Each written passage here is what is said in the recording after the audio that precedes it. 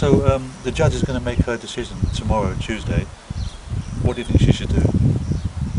I think she should hopefully rethink everything and before she makes her final decision, I hope she comes up with the right decision, to be honest. Can you talk about how the last few weeks of the trial, the last few months of the trial have been for you and your family? Well, for me it's been very tough, obviously because I couldn't be there and due to, I'm quite an emotional, sensitive person. And obviously I feel like I can't do anything for my parents because obviously I'm over here, and it just breaks my heart basically that nothing can bring her back. You know, he's done a terrible thing and he needs to face the punishment, and we all agree that nothing's going to bring her back. But then again, we've also got to make out for other women in similar circumstances that are they also, their partners also going to get off. You know, this domestic violence is terrible in this country, and we are going to do everything in our power to stop, to try and help as much as we can, that men can understand that violence isn't the answer. What do you think happened that night? I think he just lost his temper, and I think he wasn't thinking.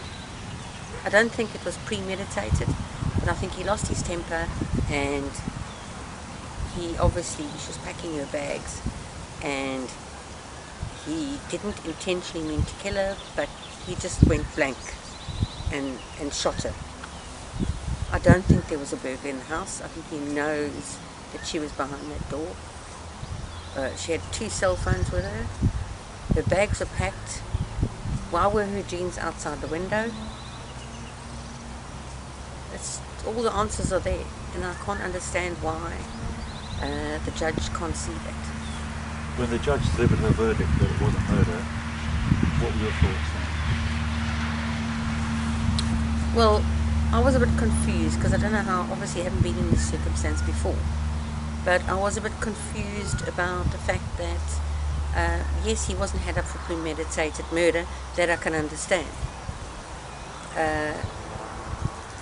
but he did murder. If it was not her, if it was somebody else, he intentionally wanted to murder somebody, whoever was behind that door.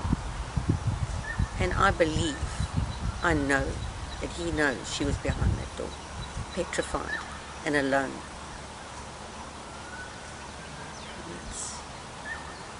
He's been using his disability as a part of his defence of why he shouldn't go to prison.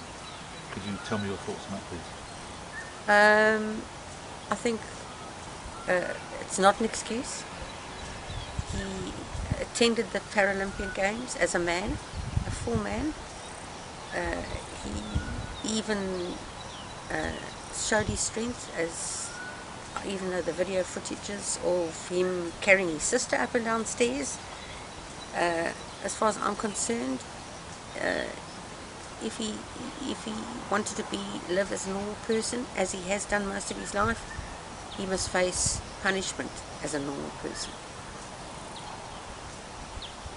If Oscar was standing here now instead of me, what would you say to him? I'd say to him, why? Why didn't you just let her go? Why did you have to kill her in such a horrible way? And why did you do it?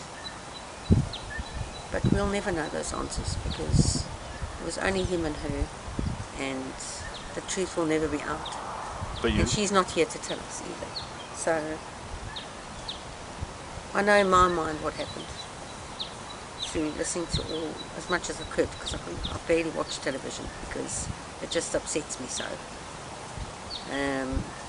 My mother's like a rock, you know, she's facing it every day. That destroys me as well, because I love her to bits, and to see what she's going through and her baby's been taken away from her, it's just not fair.